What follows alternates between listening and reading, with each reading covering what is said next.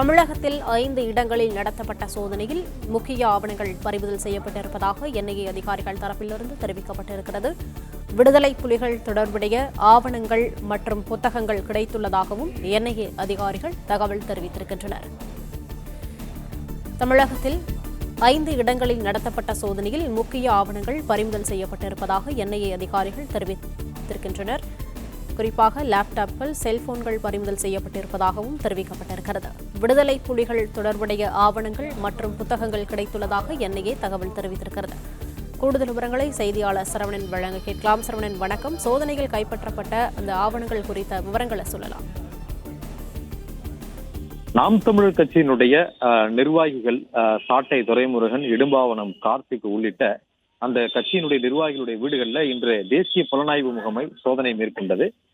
சென்னை, திருச்சி, கோவை, சிவகங்கை, தென்காசி ஆகிய இந்த 6 இடங்களில் இந்த சோதனை நடத்தப்பட்டதாக என்ஐஏ தெரிவித்திருக்கிறது. தொடர்பாக ஒரு அறிக்கையும் என்ஐஏ வெளியிட்டிருக்கிறது. ஏற்கனவே குறிப்பிட்டது போல இந்த வழக்கினுடைய பின்னணி 2022 சேலம் ஓமலூர் அருகே ஒரு 3 நபர்கள் துப்பாக்கியுடன் பிடிபட்டார்கள். அது தமிழக கியூ பிரிவு போலீசாரிடம் பிடிபட்டார்கள். இந்த நபர்களிடம் நடத்தப்பட்ட விசாரணையில அவர்கள் யூடியூப் பார்த்து இந்த துப்பாக்கியை தயார் செய்து தெரிய வந்தது.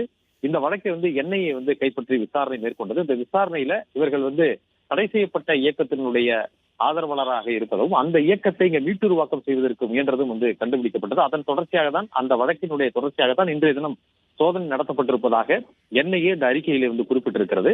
இந்த சோதனையில ஒரு லேப்டாப், 7 செல்போன்கள், 8 sim card, memory card, pendrive உள்ளிட்ட இந்த டிஜிட்டல் பொருட்களையும் டிஜிட்டல் ஆவணங்களையும் கைப்பற்றியிருப்பதாகவும், அதே போல தடை செய்யப்பட்ட இயக்கம் தொடர்பான புத்தகங்கள், அது தொடர்பான குறிப்புகள், இவற்றை எல்லாம் இருந்த ஆவணங்களையும் புத்தகங்களையும் கைப்பற்றியிருப்பதாக என்ஐஏ தெரிவித்திருக்கிறது. அது மட்டும் இல்லாமல் இந்த வழக்கில் தொடர்புடையவர்களுக்கு சம்மன் வழங்கப்பட்டிருப்பதாகவும், தொடர்ந்து இந்த வழக்கு குறித்த விசாரணை என்ஐஏ நடத்தும் என்றும் என்ஐஏ வெளியிட்டிருக்கக்கூடிய அந்த அறிக்கையிலே குறிப்பிடப்பட்டுள்ளது.